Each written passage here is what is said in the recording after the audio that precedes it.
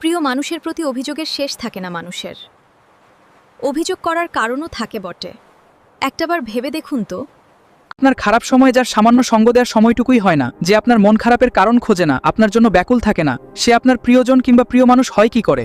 আপনাকে বুঝতে হবে শুধু আপনার কাছেই প্রিয় হলেই তো হবে না, তার কাছেও আপনার গ্রহণযোগ্যতা থাকতে হবে, প্রিয় থাকতে হবে আপনাকে। জানেন তো, প্রিয় জিনিসের প্রতি মানুষের আলাদা একটা যত্ন থাকে, আলাদা ভালোবাসা থাকে, আলাদা টান থাকে।